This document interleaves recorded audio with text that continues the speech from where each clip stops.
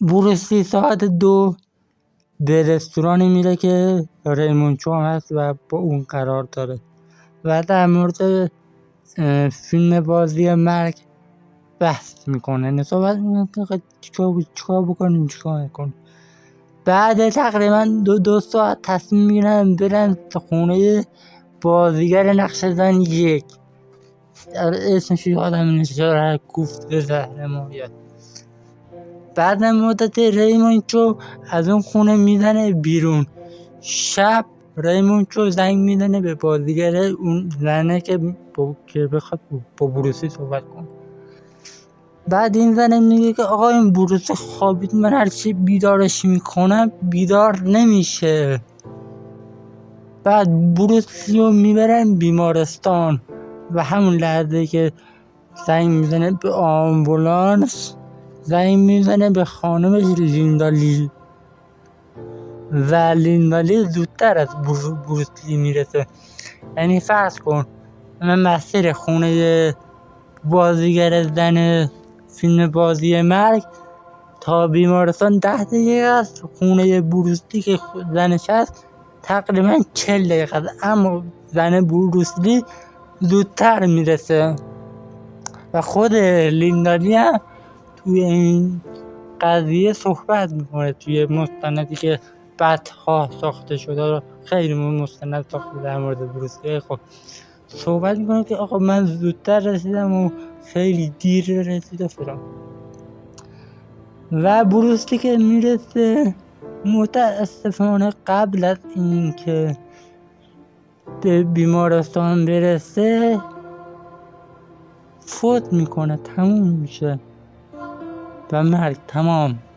پرونده بروسلی تموم شد، مرد قبل از اینکه بیمارستان برسه. بروسلی که لب به سیگار نمیزنه، بدنسازی میکنه، ورزش مگه میشه. بعدها همین که فکر کنم 2 سال پیش بود که میگفتن راز مرگ بروسلی کشف شد، آب بوده. آب زیاد خورده، مغزش نمی‌فهمه کرده بود چرت و پرتا رو به مردم، اصلا واقعا مردم فرض کردید. آب حساسیت به قرص، حالا حساسیت به قرص بوده، نمیگن که نبوده. من این نکته رو فراموش کردم که بروسلی قبل از اینکه بخواد بخوابه توی خونه اون بازیگره 2 تا قرص میخوره، قرص سردرد. بعد میگه آقا به اون قرص حساسیت بوده. بعد 50 سال میگه که نه، به آب چون آب زیاد خورده مرده. آقا مگه شما تحقیق نکردید؟ چرا اون موقع نمیگید؟ بعد 50 سال میگید که چون آب زیاد خورده مرده. و سنگینی مغز بروسلی هم سنگین میشه. توی کالبد شکافی کنار اون 2 تا قرص چند تا شاهدانه سمی هم پیدا میشه. توی پرونده پزشکی بروسلی هم ذکر شده است، اما کسی به این اشاره نمیکنه. شاهدانه سمی رو کی داده به بروسلی؟ جز اون رستورانی که رفتم و جز اون خونه بازیگر زن کجا رفته بروسلی؟ آقا خب مغز آدم مگه خیلی چیز سادهیه واسه مغز یک انسان که آقا 2 تا بروسلی سلبریتی جهان بوده، معروف بوده و قتل این فرد باید مشخص می شده که آقا چرا بروسلی مرد، چرا جوان 32 ساله به همین سادگی مرد، در اوج جوانی، در اوج شهرت و محبوبیت و قدرت. میگه میشه دست رد به سینه فراماسون زد و محکوم بود به مرگ. و توی بازی مرگ که تقریبا 50 دقیقه بود، اون سکانس اصلی داشت مبارزه میکرد با فراماسون و این فراماسون ها تهدید دید بروسلی رو، همون کاری که با مایکل جکسون کرد. حالا من به مایکل جکسون که برسم توی ویدیوهای بعدی کامل بهتون میگم که چه کرد چی شد اصلا به اون میرسم. بروسلی توی فیلمش داشت نشون میداد که مردم گروهی هستن که با شیطان قرارداد دارن. بفهمید، هوشیار باشید. و تقاضا این هوشیاری و آگاهی بروسلی هم چیزی نبود جز مرگ. نمیتونستن حاشیه‌ای درست کنیم که بگم حرفای بروسلی جدی نگیرید، مثل حاشیه‌ای که مایکل جکسون رو این که دارم به مایکل جکسون اشاره میکنه چون توی اون ویدیو هم کلی حرف دارم. حالا سوتیایی که میخوام بپردازیم به این ویدیو. چرا لیندالی که فاصله خونه ایشون تا بیمارستان 40 دقیقه بود، اما لیندالی زودتر میرسه تا اینکه اون ماشین آمبولانس برسه؟ چرا آقا مگه آمبولانس در اولویت نیستش؟ آقا اگه ترافیکی بوده که میگفتن، هیچ ترافیکی هم نبوده، به چه علتی دیرتر میرسه؟ چرا تا وقتی که اون زنه میبینه بروسلی بیدار نمیشه تلاش نکرد که به آمبولانس زنگ بزنه؟ ببین یک فردی که مثلا میخوای بیدارش کنی و میبینی که بیدار نمیشه، ناخودآگاه زنگ میزنی آقا به دکتر، چیزی که آقا بهت راهنمایی بکنه دیگه. درست آقا این فرض کن بروسلی باشه. خب بعدش بعد مرگ بروسلی تقریبا که در سال 73 که فوت کردن، 1973،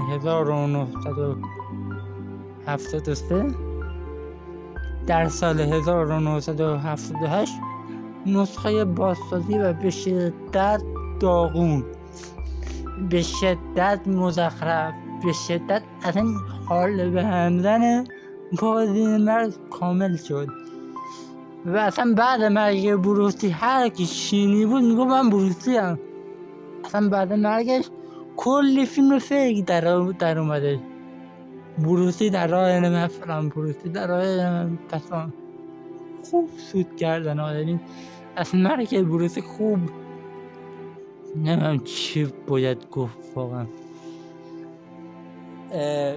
و در عجبم که اون فردی که بروسلی در طبقه اول بازی کرد توی نسخه بازسازی هم به اینا کمک کرد. خیلی عجیبه. نمک بخوری و نمکدان بشکنی. آقا فیلمنامه اصلی بروسلی چی شد؟ آقا مگه نمیخواستید به بروسلی احترام بذارید؟ با بازیگر فیک میخواستید مثلا فیلم رو تکمیل میکنه؟ آقا فیلمنامه اصلی بروسلی رو تکمیل میکردید. چرا یه فیلمنامه چرت و پرت مزخرف؟ اصلا تو سکانس‌های فیلم رو ببینید، از فیلمایی که بروسلی بازی کرده کات میکنه میذاره تو چهره بروسلی که بگن آقا این بروسلیه، ببینید ما چقدر خفن. این توهین بوده به بشریت، به طرفداران بروسلی. من خودم طرفدار بروسلیم از بچگی، یعنی من فیلمای بروسلی میدیدم بچگی بودم، جوگیر میشدم میرفتم دعوا میکردم مثل تک میخوام. حالا حواستون به فراماسون ها باشه، اینو ما که هیچ غلطی نمیتونیم بکنیم جو راست، اما قدرتی که اینها دارند چی بگم، هر کسی که میاد افشاشون میکنه زارت کشته میشه. جان افکادی از اون میکشن، براندانیو با گلوله واقعی. اون چه فیلمیه که اصلا گلوله واقعی تو فیلم سینما چه باید باشه؟ مگه نباید گلوله ها مشقی باشه؟ چرا اصلا توی فیلم واقعی توی فیلم سینمایی از گلوله واقعی بخواد استفاده اصلا چرا باید باشه؟ تمام گلوله باید فیک باشه، مشقی باشه. بعد همونجایی هم زده میشه که دیگه رسما با همون تک گلوله کار پسر بروسی تموم بشه. دای خورده اصلی به زن بروسی، خاک تو سرت، همسرتو کشتن، پسرتو کشتن، بعد میگه خانواده ما نفرین شده است. ای الله خوبی میکنم. بعد مرگ بروسی هم میره شوهر میکنه. خب تو دیگه کی هستی؟ یعنی واقعا تو دیگه کی؟ اینم دستش با فراموشن هست، ایشون هم دستش با فراموشن هست، شک نکن، اصلا شک نکن. 19 دقیقه شده، احتمالا توی 2 پارت من یه فیلم براتون قرار بدم. من تا 20 دقیقه صحبت میکنم، ویدیو رو جمع میکنم. این بود از کل اتفاقات بروسلی و صحنه‌هایی هم که دیدید. خیلی ساده میتونید توی گوگل بتونید کاملش رو ببینید. اگر ندیدید برید ببینید که چه کردن با این تدوین سازیشون و با این باز سازیشون. توی مرگ بروسلی تهیه کننده ریمون چو، زنش بعدن موثره، اون دستی که مرد احتمالا موثر نبود. بازیگر زن فیلم بازی مرگ قطعا مقصره. تکلیف شاهدان استمی هم که هیچی کردن، چون آب زیاد خورده بروسلی مرد، چون حساسیت به قرص داشته بروسلی مرد. آره با ما هم باور کردیم کلشه کله بود. ویدیو بعدی احتمالا ویدیو مایکل جکسون. آره این فیلم در مورد این کانال در مورد فیلم و سریال آره. خب دوست داشتم در مورد این موضوع صحبت بشه. نمیتون که هم پرگویی کردم، سوتی زیاد کردم به بزرگواری خود ببخشید و همین دیگه. مخلصم تا ویدیو بعدی. باباها رو ببوسید تا زود. خداحافظ.